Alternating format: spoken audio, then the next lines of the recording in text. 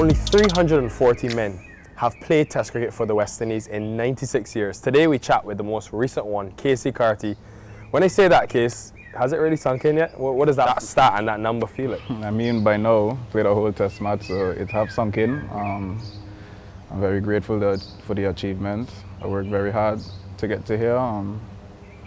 The goal right now is just to have an impact, be as consistent as I can for myself, for the region. Many people don't know your story and know, you being in St. Martin and growing up.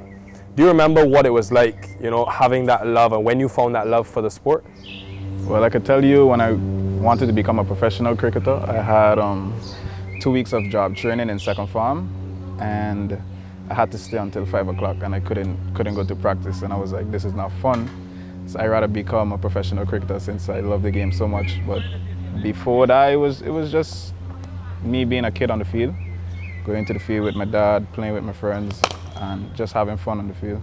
Was it your dad that sort of was the one that loved cricket and got you into it? Yeah, definitely. My mom always told me I wanted to play football, and he was like, he can't teach me football, he could teach me cricket, so I got to play cricket. So he basically got me into the sport. I was a relatively quick learner, so I caught on and was just a bit ahead of my age group, which is the reason I feel I excelled a bit. And there was a few past players from St. Martin that helped me out, like Sherwin Peters, Colin Hamer, and like even local players, Kenroy David, Akeem Charles, Romain Dudnat, Thomas, Bert.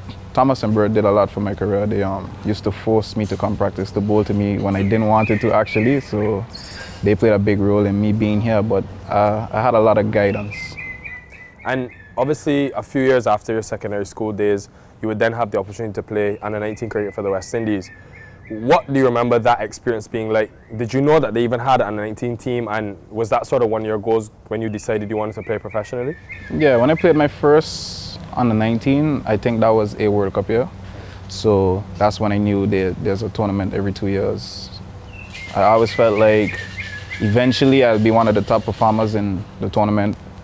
It ended up being the next year, so I made the team, but it wasn't a World Cup year. It was just, I think we played in the Super 50 tournament. We had a few camps leading up to the World Cup. And to play in that 2016 year with some guys who obviously went on to play for the West Indies, think about Hetty, think about so many others. What do you remember about that World Cup?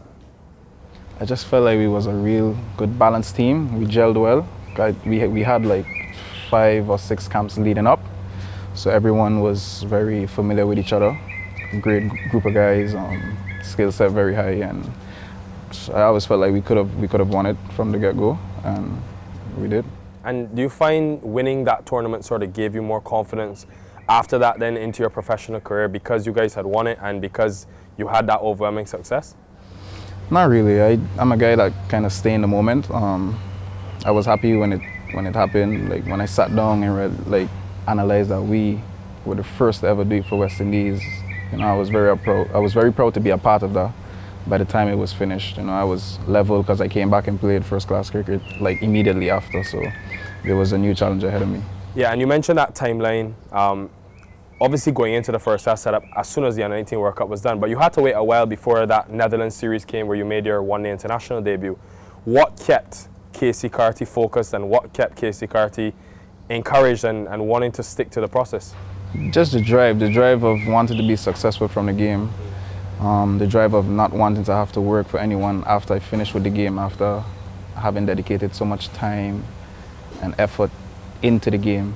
And I want to spend some time also, Keacy, on the Leewards and also St. Martin, because obviously you guys as a Leeward Islands team come together, you guys train together, but what is cricket like in St. Martin? Is there any appreciation of the sport? Is there facilities? Tell us a bit about it.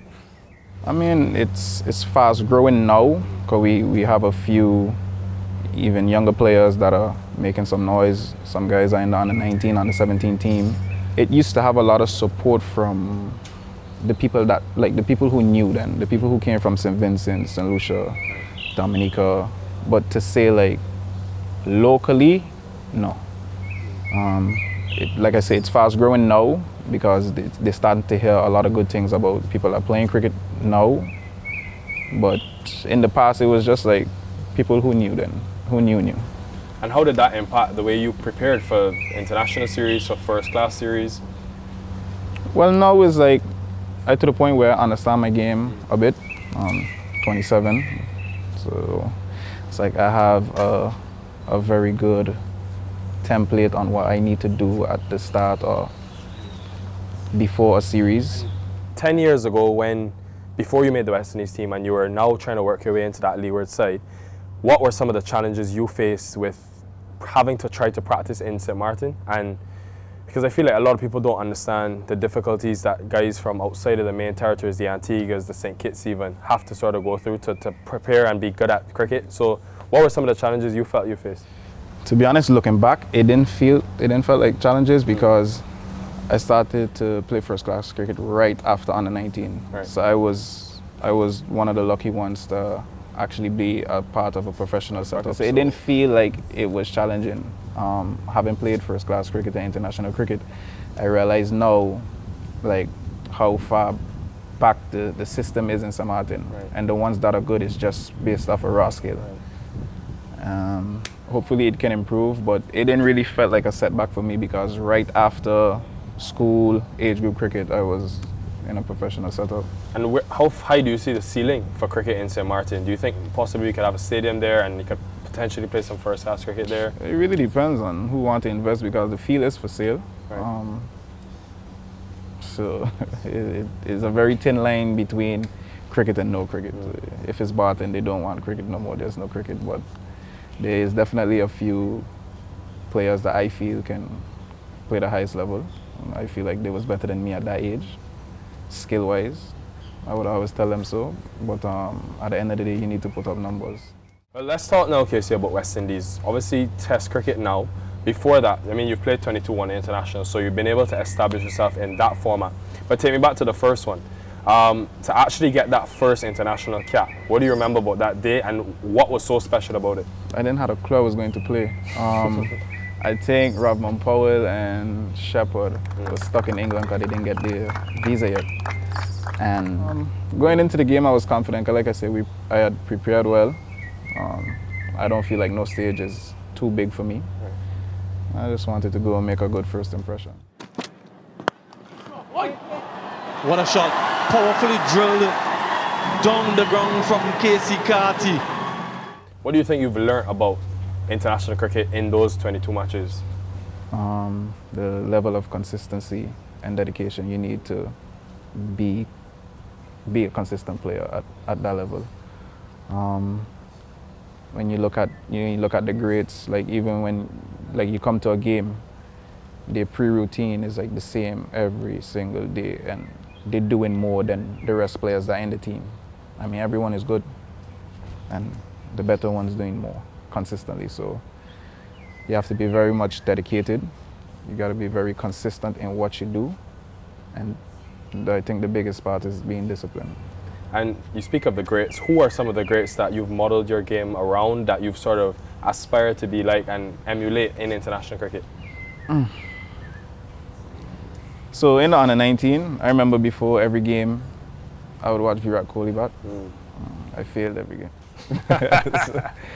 So going forward, like I don't really try to look at too much of the great because I feel like they're so good. I mean, I could just try and better my game, and I know along the way that will be good enough. I do feel like I can be a consistent player in international cricket, but to say like I just try and be like players now, like since that, nah. I wasn't expecting that, honestly. I thought you were going to give us, that he's inspired you, but I love that. I mean, I would love to have some stats that some players have, but to go about how they do it on the pitch is like very difficult. Being in West Indies ODI team, seeing how Shoaib prepares, just picking his brain, getting knowledge. Brandon King is like everybody do certain things good, and you just try to pick pieces. But to say, do it like them, very tough. Who, first of all, gave you the call that you would be in the Test team? Because it's been a long time coming. You've played a lot of years of first class cricket. When did you get that call? Azari gave me a heads up. It was like, don't be surprised if. I was like, cool. That's just talk. But the coach called me. He was like, have an open mind. in the event of, we looking at you. So it was always in the pipeline, but like when I actually got the call, it was like, so I kind of expected it in a sense. I was more excited to tell my friends and my father, my mother about the news, 'cause I know they're gonna be a little more excited than me, because for me it's like I've been playing international, ODI cricket for the last 2 years. I had a good 4-day season. I wanted to play Test cricket. So it was just like a matter of time for me rather than a surprise. Yeah. And I mean, in terms of the Test match itself, a lot happened. Obviously, we lost some days because of rain, but very first day of the Test, I mean, you guys fielded first, but you were on the boundary, and Jaden bowled the shorter delivery, got pulled. You took an excellent catch. Chance taken. They've tempted him into playing straight, and it has worked against him. First of all, you remember seeing the ball coming to you. What went through your mind straight away, and how did you judge, the trajectory of it? So yeah, it was hit pretty flat, so it was kind of hard to judge whether it was coming or dying. I mean, it's Test match cricket, so you got to try and make 50-50 chances. Did you think you got it when you took the catch? You thought you caught it? I know I caught it when I caught the ball, but a big part played, the pitch flat, bowlers working hard, and Jaden sees this really coarse when you drop his catches, so I tried my best to get a hand to it and hold on to it, and I was lucky that I came out with a catch. Nah, it was superb, man. Let's talk about the real reason you're in the team, the batting. Good returns to start your Test career. How did you assess the way you went along in that first Test? Well, playing them in the warm-up game, I think a week before, like I could have come up with a general plan on how they're looking to out me. Right. Outside of that, it was my first Test. I just wanted to be relaxed. I wanted to be free. I know I was in a good space. I know I was batting well, so I just backed my skills, tried to counteract the plans, and be as consistent doing the simple things as possible. And in terms of the intent you actually went out to bat with, what went through your mind as to how Keacy Carty wants to play in Test cricket? I just wanted to make sure that when the ball was in my areas, I put them away. You're playing against good players, so you're not going to get that too often. So when the opportunity do present itself, that I take advantage of it. I try my best not to play names, but just cricket on the day. And for the most part, I felt like I did that. I know you said you don't play names, but Rabada, who's bowling for South Africa, is one of the all-time greats already in his career. What was it like? I think very early in your first innings you faced him. What was that challenge like, and how did you sort of go about the thought process of having to deal with that? Well, he's very consistent. Like, the margin for error is very small. I could probably count in the 2 innings how many bad balls I get on one hand from him. I tried as much to play him from the next end as possible, but still with an open mind that when he does make some mistake, I should capitalize on it. It's still international cricket. I'm still here, just like how he's here. But yeah, he's a skillful bowler. It was challenging. You spent some time with Mikel Louis at the crease, a guy who you played a lot of cricket with for Leewards in the second innings. What was that like? I mean, it was a wonderful feeling to stand up on a non-striker end and watch somebody who I kind of watched grow up in a sense around Leewards cricket as a youngster, to watch him playing Test cricket, and me and him come from the same place basically. Hard work do pay off, and he really worked hard in his game. I just enjoyed the moment for what it was, but at the end of the day, we was there to play Test cricket. We had a game in front of us, so you get over the moment very quickly, but it was pleasing to see. And just before you go, Keacy, there'll be a lot of youngsters in St. Martin who will be inspired by you. The first man to play for the West Indies. What would be your message to them in terms of potentially doing what you've done and achieving that dream? Just be consistent. Just, if they really want it, act like they really want it. Do the necessary things that they need to do in order to get here. I mean, they're smart boys. They know what they need to do. They've seen me train, how often I train. I mean, there's so much I can do in St. Martin, but I'm sure they can do more. They have the skill to play to get here. It's just if they really want to get here, and when they do get here, how long they want to stay here. My brother, thank you very much, and wish you more success in your international career. Thanks. Bless you.